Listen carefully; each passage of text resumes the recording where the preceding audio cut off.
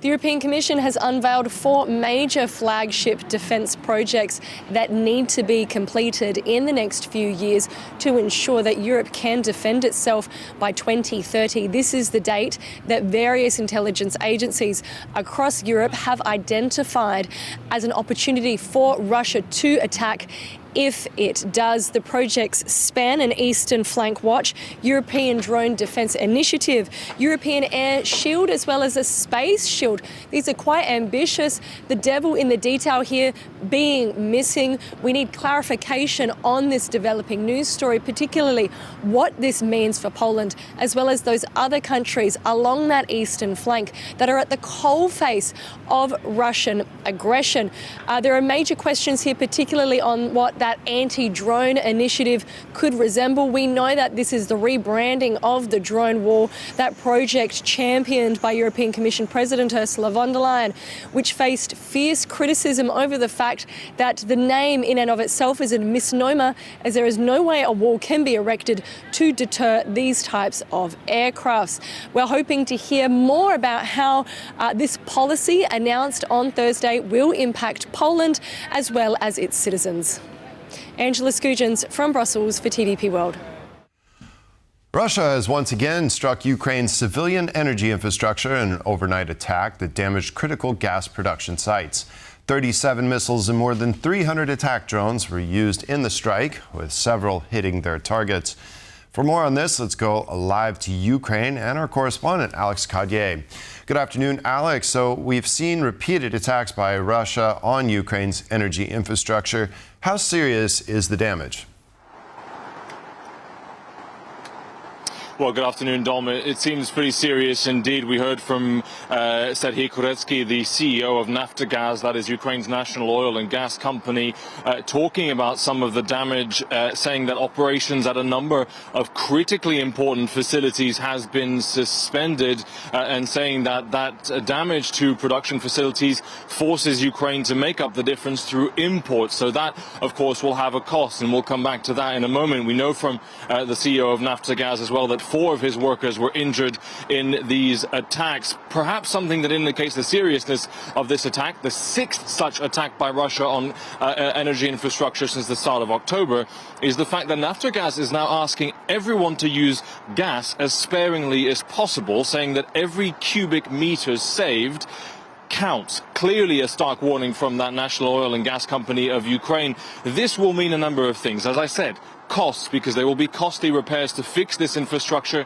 and try to get it back up and running. It will also be a concern for a lot of civilians in Ukraine, because gas is used to heat centrally many of those big tower blocks and buildings that you see across the country. You also have the fact that gas is used for electricity generation in Ukraine, and of course the rest of the grid will have to make up for the lack of energy produced from gas, which could, as we've seen, cause continued rolling blackouts across the country. So a serious situation, but unfortunately nothing new. We have seen these kinds of attacks on the energy infrastructure last winter, the winter before, by Russia, moving this war away from the summer war of attrition phase into the winter war of exhaustion phase, trying to freeze out Ukrainians in their homes and breaking their morale. Costly repairs on the way. We know that Naftogaz and others will be rushing to repair the infrastructure as quickly as possible, but still a difficult cold winter ahead for Ukraine. Don? Difficult indeed, and it also seems like the price tag looks like has gone up since we last took stock. It was around 4 billion euros that they're going to have to import, so it looks like that is likely to rise. Alex Cadier reporting from Kyiv. Thank you for that. A Ukrainian delegation visited the U.S. weapons producer Raytheon, responsible for manufacturing Tomahawk missiles, as confirmed by Andriy Yermak, the head of the Office of the President of Ukraine. Meanwhile, the New York Times is reporting that the Pentagon has already drawn up a plan to sell or donate the missiles to Kyiv. The delegation's visit comes ahead of a Friday meeting between President Zelensky and Trump. We'll be talking about Ukraine, yeah. I mean, I have the president coming in on Friday, and I know what he has to say. He wants weapons. He would like to have Tomahawks. Everyone else wants Tomahawks. And we have a lot of Tomahawks. I said the same. Experts' opinions on the outcome of the meeting vary. Zelensky would like U.S. promises of weapons. He'd like an agreement that the U.S. will send Tomahawk missiles to Ukraine. I don't know whether he will get that agreement from Trump. One of the things that's more optimistic going into that meeting that wouldn't have been just a couple of months ago is some type of American security guarantee for Kyiv. Although the Tomahawks are likely to top the meeting's agenda, other issues are likely to be brought up as well. But I also think that there could be discussions about an American role in a peacekeeping force, and of course, committing troops with boots on the ground. That may or may not happen, but at least getting the U.S. more involved, and of course, getting more weapons there. And weapons play a vital role in this war. No single weapon is a game changer, but cumulatively, modern weapons can help change the balance at the margin, and it is at the margin where wars are sometimes decided. It is a terrible war. But weapons aren't the only thing Moscow is paying attention to. As long as Putin thinks that there is a reasonable chance that Trump will cave, or that Europe will split, or that, say, anti-Ukrainian political parties will take power in some European governments, as long as Putin believes these things are possible, he will hold out for maximum advantage. Donald Trump already sent out a message to Vladimir Putin. And I might talk to him. I might say, look, if this war's not going to get settled, I'm going to send them Tomahawks. I may say that. The Tomahawk is an incredible weapon, very offensive weapon. And honestly, Russia does not need that. They don't need that. A message echoed by his Secretary of Defense. If there is no path to peace in the short term, then the United States, along with our allies, will take the steps necessary to impose costs on Russia for its continued aggression. While in the U.S., the Ukrainian delegation also met with representatives of Lockheed Martin, the manufacturer of defense systems and platforms such as F-16 fighter jets. U.S. President Donald Trump has said that India is going to slash its purchases of Russian oil, with the country becoming the #2 buyer of the commodity since the start of the full-scale invasion of Ukraine. As of now, there's no official confirmation of the move from the Indian side. This is a crude refinery in India, probably processing Russian oil. The country is currently the second largest purchaser in the world. But according to Donald Trump, this may soon change. The assurance reportedly comes straight from Indian Prime Minister Narendra Modi himself, with whom the president held a call. We're not happy with him buying oil from Russia, because that lets Russia continue on with this ridiculous war where they've lost 1.5 million people. If India doesn't buy oil, it makes it much easier. And they're not going to buy. They assured me they will. Within a short period of time, they will not be buying oil from Russia. The U.S. punished India for purchases of Russian oil in August, with imposition of special tariffs. The country went from importing zero of the commodity from Moscow to 40% since the start of the full-scale invasion of Ukraine. But China remains the top buyer, and U.S. officials are also starting to talk about it. Again, it is the purchase of Russian oil by China that fuels the Russian war machine. China buys 60% of Russian energy. They buy 90% of Iranian energy. So who is fueling the Russian war machine? Since the start of the full-scale invasion of Ukraine in 2022, Western countries have sought to deprive Moscow from cash it earns by selling oil and gas. Due to those efforts, this income has halved. But Moscow still gets about 550 million euro every day to fuel its war machine. Thomas Rose has been sworn in at the U.S. Department of State as the new ambassador to Poland, the U.S. Embassy in Warsaw has announced. Rose received the endorsement of the U.S. Senate Foreign Relations Committee last week and was officially appointed by the State Department on Tuesday. Trump nominated Rose for the position in February and in September. Rose cleared the Senate Foreign Relations Committee without Democratic support. The U.S. Embassy in Warsaw took to X, where it commented on the matter.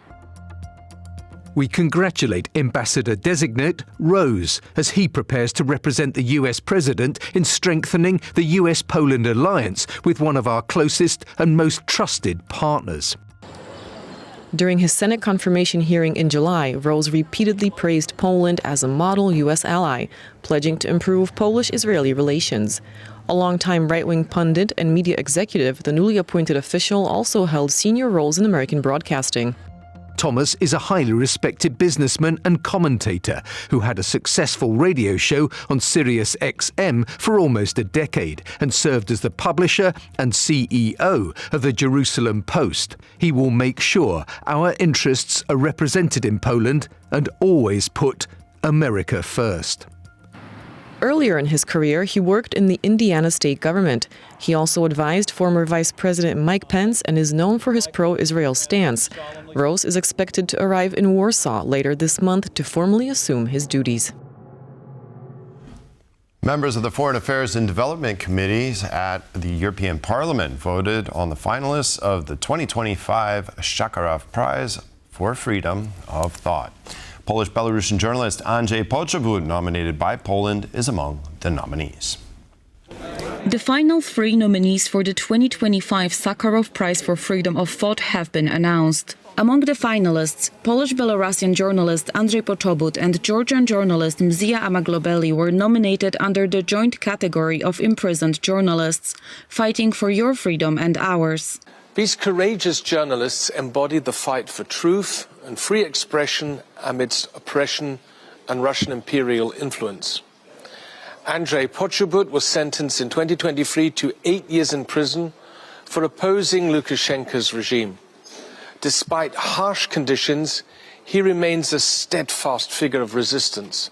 Yermak was arrested in March 2021 during a wave of repression against opposition figures following the August 2020 presidential election, widely condemned as fraudulent. While Belarusian authorities have recently released dozens of detainees, Yermak remains imprisoned, possibly to be used as a bargaining tool in Lukashenko's relations with the West. The other 2 finalists are journalists and humanitarian aid workers in Palestine and all conflict zones, represented by the Palestinian Journalists Syndicate, the Red Crescent and UNRWA, and the Serbian students who have been protesting against corruption since November 2024 and continued to do so despite a government crackdown. The protests erupted following the collapse of Novi Sad train station canopy, which killed 16 people. The winner of the prize will be selected by the Conference of Presidents, which includes European Parliament President Roberta Metsola. The awards ceremony will take place on Tuesday, December 16, 2025 in Strasbourg. The government of Prime Minister Sébastien Lecornu survived 2 votes of no confidence, though narrowly, amid the ongoing political crisis in France. Support from the Socialist Party, persuaded by a pension reform concession, helped sway the vote in Lecornu's favor. However, the speaker for the left-wing Social and Ecologist group called his appointment an authoritarian decision in a heated debate ahead of the vote. It is true. The Assembly is unlike any other in the history of the Fifth Republic. It is so fragmented that no political party commands a majority, and compromises will be necessary. But it is precisely because this situation is unprecedented that we must respect the fundamental principles of our parliamentary republic. 2 requirements should have been met: that the President of the Republic finally accepts the result of the ballot box, hands over power, and allows cohabitation, and that a clear and debated joint project is presented to the MPs, accompanied by a vote of confidence. None of this has been done. Mr. Prime Minister, your appointment is the result of an authoritarian decision, one we cannot support. And that's a wrap here on Midday Report. Thank you for joining us. Have a great day, and hope to see you next time. Goodbye.